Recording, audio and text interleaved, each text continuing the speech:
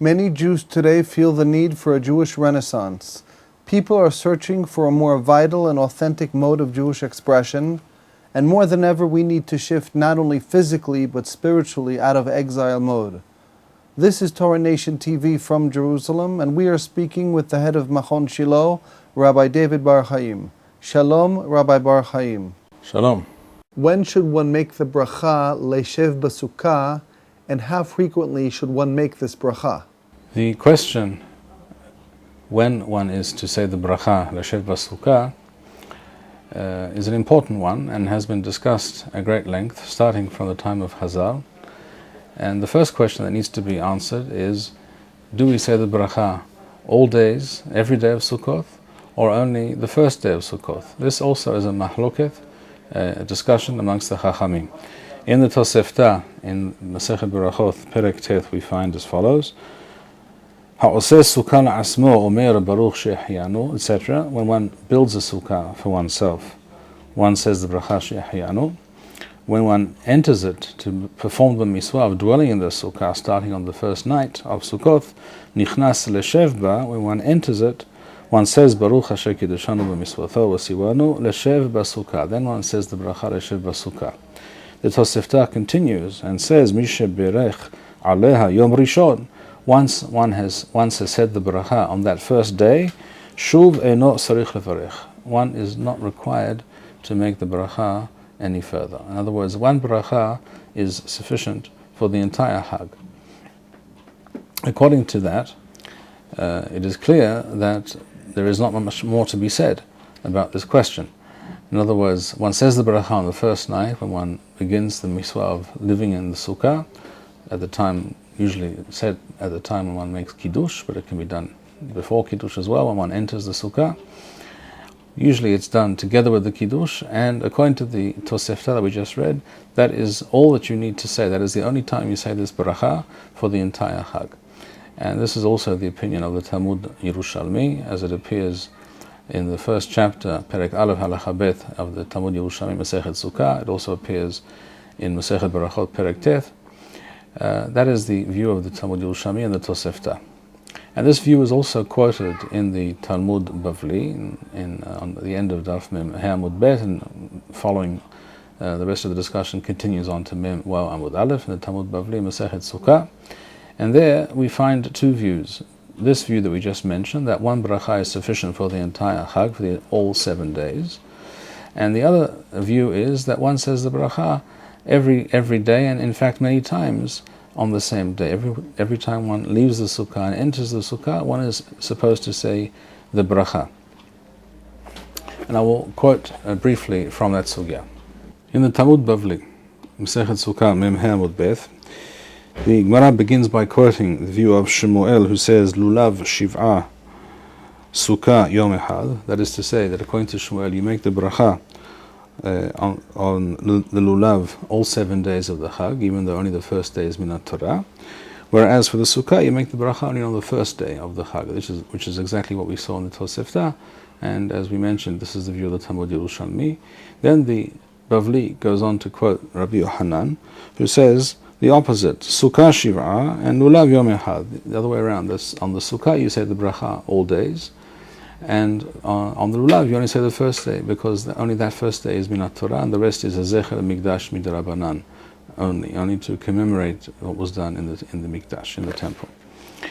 And the Gemara goes on Daf Mem Waw Amud Aleph to explain that this is in fact a long-standing mahaloket, a disagreement, a discussion amongst the Chachamim going back several generations, and it also pertains to other mitzvot such as tefillin. And it quotes the Beraitha that says as follows: Tefillin kol zaman shemenihan mevarech alehem. Divrei Rabbi. According to Rabbi, every time you put on tefillin during the day, you make the bracha for putting on tefillin. Seeing that the mitzvah of wearing tefillin is all day, or as much of the day as possible, if one wears them, let's say in the morning, for argument's sake, from 6 to 9 a.m., takes them off for an hour to eat breakfast, what have you, puts them on again for 2 hours, one makes the bracha again. If one takes them off again for whatever reason and then puts them on again, this may go on as many times as you like during the day. You make the bracha each time. And Rashi says here, Afilu holasan u'meniham mea pa'amim biyom. Even if you take them off and put them back on 100 times a day, you say the bracha each time. This is the view of Rabbi Yehuda Nasi, the redactor of the Mishnah. According to the Chachamim, you say the bracha only once at the beginning of the day when you first put on tefillin for that day, in the early morning usually, and that is sufficient for all the day, even though you will remove them many times during the course of the day. The Talmud explains that this has to do with the fact that with regards to tefillin, for example, that the whole day is one continual period of the mitzvah of tefillin. In other words, from the beginning of the day until the end of the day, shall we say, from the very early morning, even before the time of sunrise, and until sunset, all of that period is the time when one can and should, wherever possible, wear tefillin. There is nothing that breaks up this continuum of tefillin time, so to speak, and therefore that one bracha in the morning is said with the intention of covering all the times you will wear tefillin during that day, even if you remove them for a period of time, many times during that day. And the connection between tefillin and sukkah is as follows.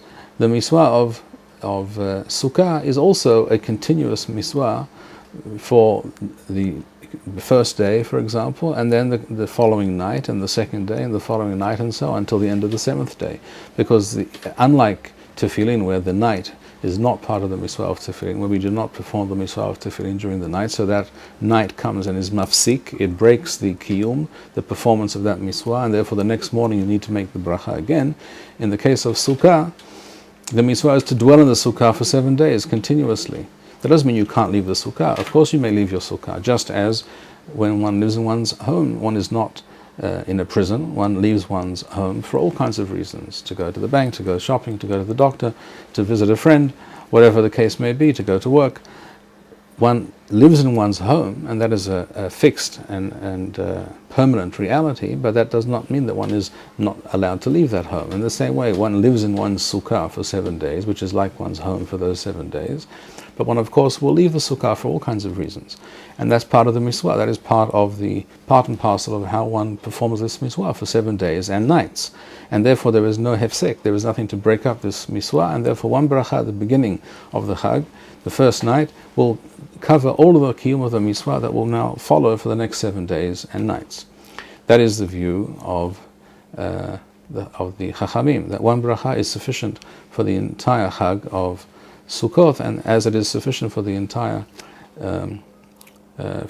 day when one wears tefillin. According to Rabbi, on the other hand, just as he holds that with regards to tefillin, when you wear the tefillin, you make the bracha. When you remove them and then put them on again, you make the bracha again. In the same way, even though there was no hefsek, it's the same day, and the same hovah, the same obligation of wearing tefillin pertains throughout the day in the same fashion. The same also applies to sukkah. Even though this is a continuous mitzvah for 7 days and nights, when you actually leave the sukkah, you're not performing the mitzvah right at this moment. When you return, you will again pick up where you left off, you will begin to perform that mitzvah again, and therefore you make the bracha again. And in the words of Rashi, as we saw, when it comes to tefillin, even 100 times, and Rashi says, just as it is with tefillin, he says, therefore,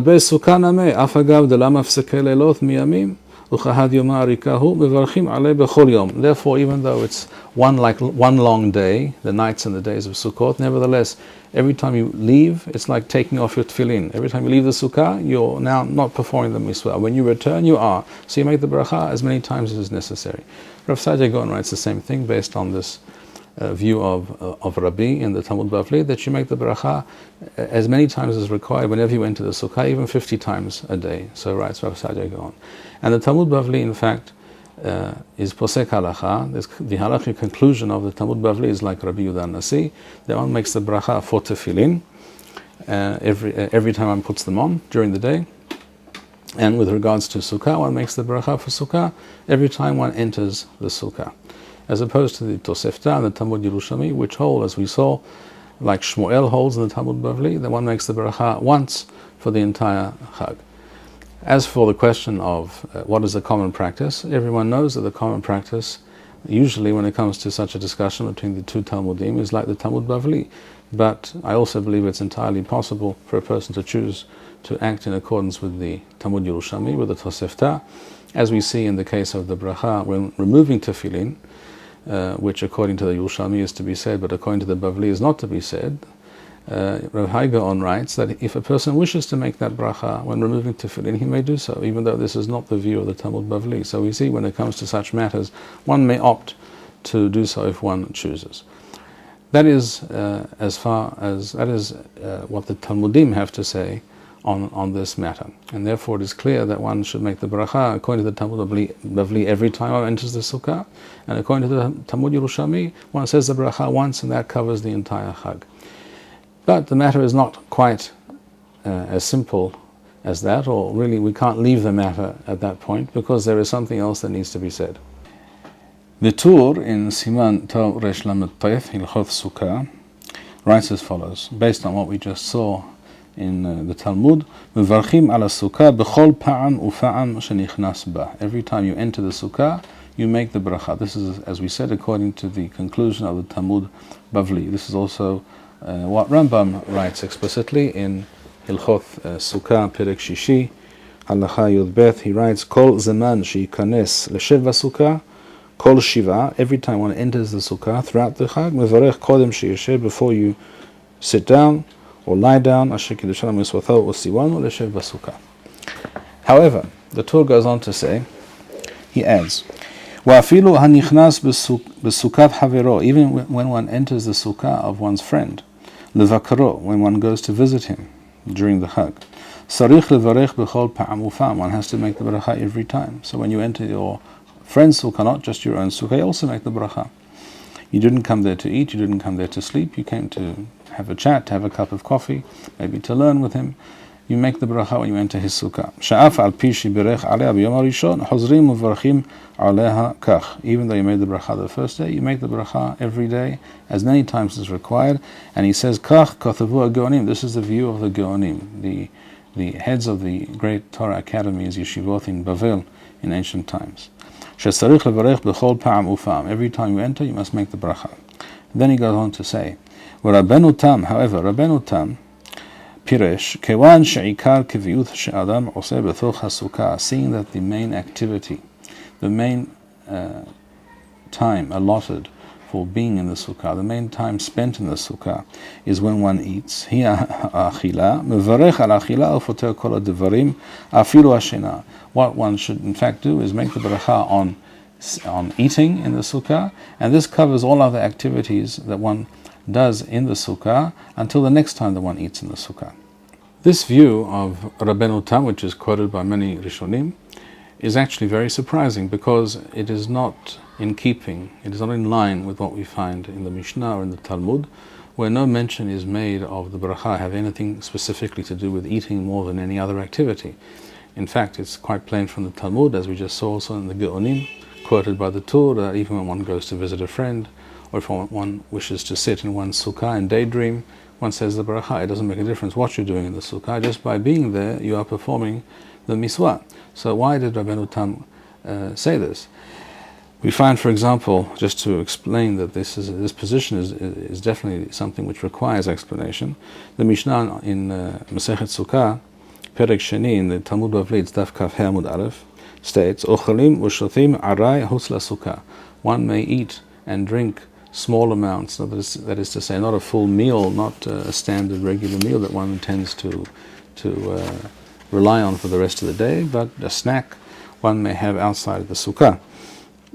On Daf Kaf Waw Amud Aleph, the Talmud explains, Tana Banana was taught by our teachers, by our sages, Uchalim achilat aray hutz lasukkah, ve'en yeshenim shenaf aray hutz lasukkah. One may eat a snack, a small amount, take a bite of something outside the sukkah, but one may not sleep, even take a nap outside the sukkah. So we see quite plainly that the miswah of living in the sukkah for 7 days is not just about eating. It includes all activities that one does in the sukkah. As the Rambam, for example, writes, and I quote from Perek Shishi in the Rambam, Hilchot Sukkah, Ochlim v'shotim u'yishenim b'sukkah kol shiva. One eats and drinks and sleeps in the sukkah for all 7 days. And the Mishnah goes on to say at the end of the second chapter, the Mishnah says, "Kol shiv'at hayamim oseh adam es sukkatho keva ve'et beitho aray." For all the 7 days of Sukkot, one makes one's sukkah one's permanent abode, and one's home one's temporary abode. In other words, one does most of one's activities in the sukkah. So, how did this position of Rabbeinu Tam come about? It's very obvious that this is another example of the galuth and the realities and the circumstances of the galuth, particularly in Europe, but not only in Europe, in many parts of the world. The galuth getting in the way of a normative performance and Torah lifestyle, normal performance of a Torah lifestyle, the normal performance of the mitzvot, as was intended by the Torah, as we see in Chazal, something which is possible in Eretz Yisrael, but not very often, not possible in certain other parts of the world. This, of course, has to do with the weather. Again, if we speak about Europe for a moment, it is very often the case that it is either too cold to spend very long in the sukkah, or B, it is raining, and that in such a circumstances impossible to be in a sukkah. And there's no mitzvah, in fact. There is no purpose to be in the sukkah when it rains. That is not considered to be a performance of the mitzvah, because the mitzvah is to be in one's sukkah as one is in one's home. One doesn't sit at one's dining room table when the rain is leaking through the roof right onto one's head, for example. In the same way, one does not live in a sukkah when it is raining on you, and therefore, in a climate where this is often the case, this is clearly going to lead to a situation in which you spend less and less time in the sukkah, so that in many cases the only time you were able to spend some time in the sukkah during the 7 days and nights of Sukkot was when it happened not to be raining or snowing, and you were able to go out briefly to the sukkah, eat something quickly, and come back inside as quickly as possible. I've heard from people who grew up in certain cold climates in North America, for example, that they used to run into the sukkah, eat very quickly, and run back into the house. And this was the case in many parts of the world, particularly in Europe. In such a reality, over time, people associate the mitzvah of sukkah with eating, because that is in fact the only activity that one can perform in the sukkah. One cannot sit around in the sukkah and have a good time, talk to one's friends. It's not comfortable, it's not pleasant, it's too cold, or it's raining. One cannot sleep in the sukkah for the same reasons very often. And there's also, one can also mention the other possibilities of robbers, of non-Jews attacking Jews in their sukkah at night. They're not safe. The sukkah is not usually an abode that can be easily locked.